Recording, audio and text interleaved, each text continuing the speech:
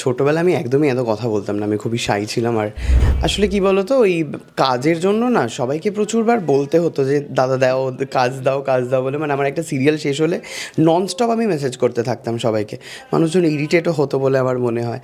আর কোথাও গিয়ে মনে হতো যে আর কত চাইবো লোকের কাছে, একটা নিজের কিছু তো থাকা দরকার। বড় পর্দায় কাজ করার ইচ্ছে রয়েছে? না, বড় পর্দায় কাজ করার কোনো ইচ্ছে নেই। একটু আগেই বললে যে মায়ের ভূমিকা অনেক রয়েছে, বাবার ভূমিকা নিয়ে বারে বারে প্রশ্ন ওঠে। মা ভালো আছে বাবার সাথে, এটাই সব থেকে বেশি ইম্পর্টেন্ট। তুমি যাই করো সেটা হচ্ছে বাড়িতে এসে করো। মানে যদি মদ গাঁজা সিগারেট কিছু খেতে হয় তো বাড়িতেই খাও। ওই রাস্তায় গিয়ে মদ খেয়ে পড়ে আছে, দিদি আপনার ছেলে মদ খেয়ে রয়েছে তুলে নিয়ে যান, মার এটা কখনোই পছন্দ ছিল না। আচ্ছা, আমরা দেখতে পাচ্ছি তোমার পরপর বন্ধুদের বিয়ের একবারে লাইন, তোমার চিন্তা ভাবনা কি রয়েছে? ফেসবুকটা তো আমার বাবার নয়, আমি যখন আর্নিং করছি তোরাও কর ভাই। নমস্কার, দেখছেন বাংলা হান্ট, আর এই মুহূর্তে আমাদের সঙ্গে রয়েছেন অভিনেতা তথা ইনফ্লুয়েন্সার সায়ক চক্রবর্তী। দাদা, তোমাকে প্রথমেই বাংলা হান্টে স্বাগত। Thank you. কেমন আছো দাদা? ভালো।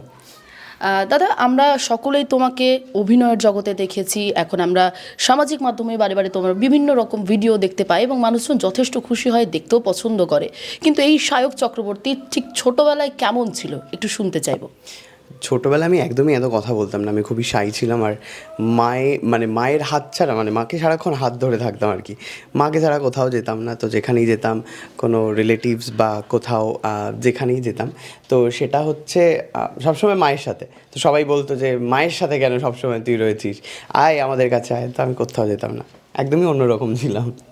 আচ্ছা, এই অভিনয় জগতে আসা এটা কিভাবে শুরু হলো? অভিনয় জগতে আসা হচ্ছে এক্স্যাক্টলি পড়াশোনাতে তো খুব একটা আমি ভালো নই, বাট ছোটোবেলা থেকে মনে হতো যে আমি অ্যাক্টিংটা করতে পারবো, মানে ভেতরে কিছু আছে বলে আমার মনে হতো। তো সেটা ওই স্কুলে কোনো প্রোগ্রাম হলে সেখানে করে বুঝতাম যে ডেফিনেটলি কিছু একটা হতে পারে, আমার মধ্যে রয়েছে সেটা। তো আর যে যে স্ট্রাগল, ফ্যামিলি স্ট্রাগল যেটা ছিল, তো সেখান থেকে আমার মনে হয়েছিল যে কিছু তো একটা করতে হবে, আর সেটা অ্যাক্টিং, যেটা আমি পারি সেটা। অভিনয় জগতে আমরা দেখেছি বেশ অনেকগুলি সিরিয়াল করেছো এবং বিভিন্ন ভূমিকায় দেখা গিয়েছে। হঠাৎ করে ব্লগ বা এই সামাজিক মাধ্যমে ভিডিও করার চিন্তা ভাবনা কিভাবে এলো? আসলে কি বলো তো, ওই কাজের জন্য না সবাইকে প্রচুরবার বলতে হতো যে দাদা দাও, কাজ দাও, কাজ দাও বলে। মানে আমার একটা সিরিয়াল শেষ হলে ননস্টপ আমি মেসেজ করতে থাকতাম সবাইকে। মানুষজন ইরিটেটও হতো বলে আমার মনে হয়। আর কোথাও গিয়ে মনে হতো যে আর কত চাইবো লোকের কাছে, একটা নিজের কিছু তো থাকা দরকার। তো সেখান থেকেই ভ্লগের সূচনা। আর হচ্ছে সিরিয়াল যে করবই না সেরকমটাও নয়, আমার 15 তারিখ থেকে একটা সিরিয়াল লীনাদির হাউসে শুরু হওয়ার কথা রয়েছে, যেটা যেটা অপরাজিতা ঘোষ দাস রয়েছেন। তো দেখা যাক, লেটস সি। বড় পর্দায় কাজ করার ইচ্ছে রয়েছে? না, বড় পর্দায় কাজ করার কোনো ইচ্ছে নেই, তার কারণ আমি একটা সিনেমা করেছি বেলা শুরু। হ্যাঁ, বেলা শুরুই লাস্টে বোধহয় বেরোলো। ওটাতে আমি একটা ঠিকঠাক চরিত্রই ছিল। তো যখন আমি মুভিটা দেখতে গেছি তখন সব কিছু কেটে ছেটে একদম I feel like junior artist. তো যতক্ষণ না একটা প্রমিনেন্ট জায়গায় যাচ্ছি ততক্ষণ আমি বড় পর্দার জন্য ট্রাই করব না। নিজের ক্যাপাবিলিটিটাকে বোঝা উচিত প্রত্যেকটা মানুষের। আজকের সায়ক চক্রবর্তী, ছোটবেলায় তুমি বললে অন্যরকম চিত্রটা ছিল, ঠিক সেই সময় পরিস্থিতি কেমন ছিল? সেই সময় তো মানে মা প্রত্যেকটা মুহূর্তে স্ট্রাগল করে করে আমাদেরকে বড় করেছে, সাথে মাসি মামা এরা দুজনে হেল্প করেছে। দাদাইও অল্প বয়সে চাকরি জয়েন করতে হয় কলেজের পর, আর খুব কম টাকায় ও পুরো কলকাতা ছেড়ে হায়দ্রাবাদে গিয়ে থাকতো যাতে আমরা একটু ঠিকঠাকভাবে থাকি, কারণ ওরা ভাড়া বাড়িতে থাকতাম। তো প্রচুর স্ট্রাগলের মধ্যে দিয়ে গেছে আর কি পুরো ছোটোবেলাটা। বারে বারে মানে আমরা ব্লগেও দেখি বিভিন্ন ক্ষেত্রে, তুমি একটু আগেই বললে যে মায়ের ভূমিকা অনেক রয়েছে, বাবার ভূমিকা নিয়ে বারে বারে প্রশ্ন ওঠে, সে বিষয়ে কি? বাবা এক্স্যাক্টলি, মানে বাবার এত গুণ, তো এবারে বাবা কোন কাজটা করবে সেটা বাবা সবসময় কনফিউজ থাকতো। তো বাবা মানে কাজ করতো আবার কাজ ছেড়ে দিত, মানে ধরো একটা মাস পূর্ণ হওয়ার আগেই বাবা অন্য একটা চাকরি জয়েন করার কথা ভেবে নিত। তো ওই জন্যই স্যালারিটা কখনো বাবার সেইভাবে জেনারেট হয়নি। আর মানে একটা মানুষের কাছে, একটা বাবার কাছে যদি টাকা না থাকে, সে কীভাবে তার সন্তানদেরকে কিছু দেবে বা ওই ওই যে ভালোবাসা ওইগুলো দেখাতে পারতো না। তো সেখান থেকেই বাবার সাথে একটা ডিস্টেন্স ক্রিয়েট হয়। তো এই আর কি। বাট এখন বুঝি যে ঠিক আছে, মা ভালো আছে বাবার সাথে, এটাই সব থেকে বেশি ইম্পর্টেন্ট। অ্যাটলিস্ট অন্যান্য বাবাদের মতোই মদ খেয়ে ঘুরে ঠুরে বেড়ায়নি আমার বাবা, আর অন্য আরেকটা বিয়ে করে চলেও যায়নি, রয়েছে আমাদের সাথে। বিভিন্ন রকম আর্থিক অনটনের কথা তোমার মুখে শুনেছি বিভিন্ন ভিডিওতে, যে অনেক সমস্যার মধ্যে এখানের বাড়ি বা আগে যেখানে বাড়ি ছিল, কি একটু যদি details? আমাদের বাড়ি ছিল সোনারপুরে, একদম রাস্তার ওপরে, বন্ধনের কচুরি আর গোল্ড ম্যানশনের ঠিক ওপরের বাড়িটাই আমাদের। দেখবে লিটল স্টার কেজি স্কুল বলে লেখা রয়েছে বাড়িটার ওপরে এখনও। তো ওই বাড়িটা আমাদের ছিল। তো ওইটা না মানে আমার মায়ের বিয়ের আগেকার দিনে বায়না হতো, মানে বাড়ি কিনতে গেলে বায়না করে রাখতো। তো ওই বায়নার সময় মায়ের বিয়ের সমস্ত শাড়ি গয়না খাট আলমারি সব কিছু দিয়ে দেওয়া হয়েছিল। দাদু দিয়ে দিয়েছিল বাড়িওয়ালার মেয়েকে, কারণ তারও বিয়ে হচ্ছিল। তো সেক্ষেত্রে দাঁড়িয়ে মায়ের যে গয়নাগাটি সে সমস্ত কিছু ছিল না। আর সোনারপুরের বাড়িটা কাকু আর বাবার নামে ছিল। আর পুরো বাড়িটা রেজিস্ট্রি করিয়ে যে খরচাটা, সেটা ওই সময়টায় বাবার কাছেও ছিল না, কাকুর কাছেও ছিল না। বাট ওই আম্মা মারা যাওয়াতে একটা হিউজ অ্যামাউন্ট অফ টাকা পায়, সেই টাকা দিয়ে কাকুমণি পুরো বাড়িটা নিজের নামে করিয়ে নেয়। তো ওই আর কি। তো আমরা তার আগেই আমরা বাড়ি ছেড়ে চলে এসেছিলাম, তার কারণ কাকুমণি হঠাৎ হঠাৎ রাত্রেবেলায় মাইক ফাইক বাজিয়ে দিত, এইসব করতো।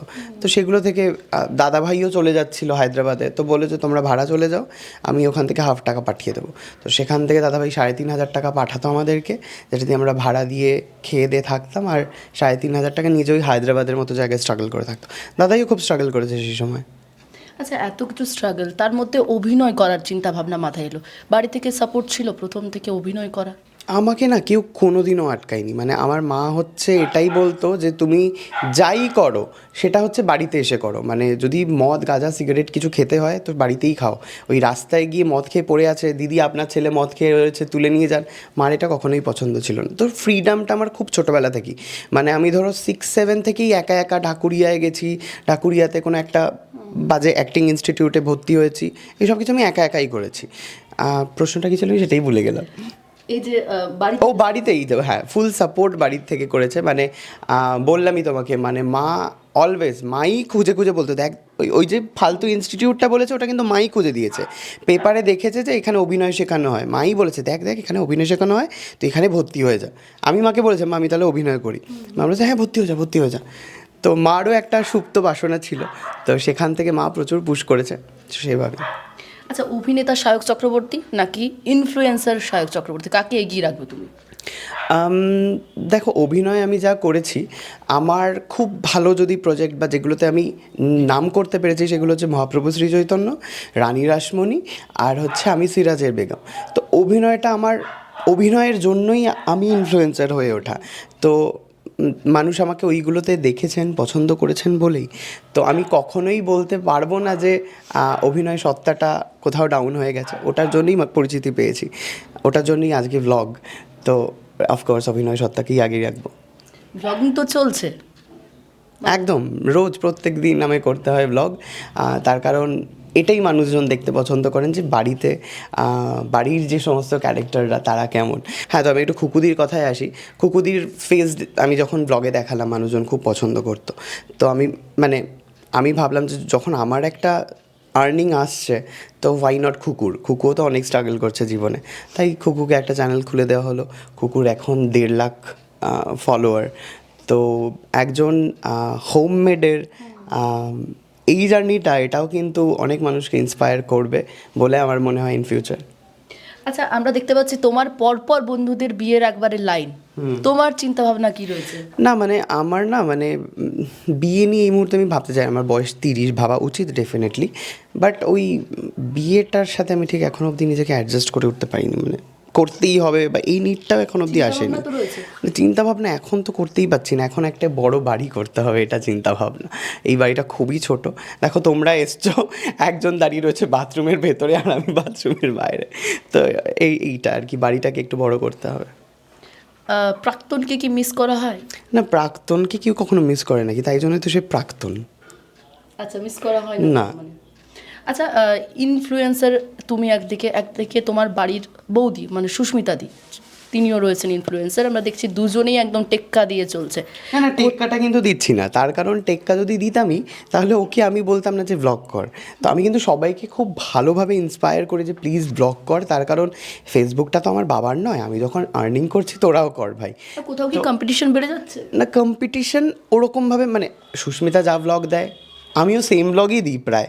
তো এবারে মানুষজন যারা ওকে ভালোবাসবে ওকে দেখবে, আমাকে যারা ভালোবাসবে আমাকে দেখবে। তো এখানে কম্পিটিশন তো সব জায়গায় থাকে, অফিসে, বাসে, ট্রামে, চেয়ার, মানে মেট্রোতে চেয়ারে কে আগে বসবে সেখানেও কম্পিটিশন। তো বাড়িতে আর কম্পিটিশন করে কী করব। আচ্ছা, ভবিষ্যতের কি চিন্তা ভাবনা রয়েছে? ভবিষ্যতে ওই যে বললাম, একটা ঠিকঠাক বাড়ি করতে হবে যেখানে সবাই মিলে একসাথে থাকা যাবে। আচ্ছা, নতুন যারা ইউটিউবার বা ইনফ্লুয়েন্সার বা যারা সামাজিক মাধ্যমে আসতে চাইছে তাদের জন্য কি বার্তা রয়েছে? বি অরিজিনাল, খুব বেশি ফেক নিজেকে দেখিও না, তার কারণ সেটা কন্টিনিউ করতে পারবে না। তো অরিজিনাল কন্টেন্ট হলে মানুষজন যদি তোমার সাথে কানেক্ট করতে পারে, ডেফিনেটলি তোমাকে মানুষজন দেখবে। ক্যামেরায় সায়নের সঙ্গে শোভনা রিপোর্ট, বাংলা হাট, Kolkata. Bangla hunt social summit 2024 আগামী 22 ডিসেম্বর কলকাতা মিউজিয়ামে অনুষ্ঠিত হতে চলেছে। সহযোগিতায় মিনিস্ট্রি অফ কালচার, ভারত সরকার। কে পাবে সেরা সম্মান? দেখতে নজর রাখুন বাংলা হান্ট ওয়েবসাইট, ফেসবুক ও ইউটিউব পেজে।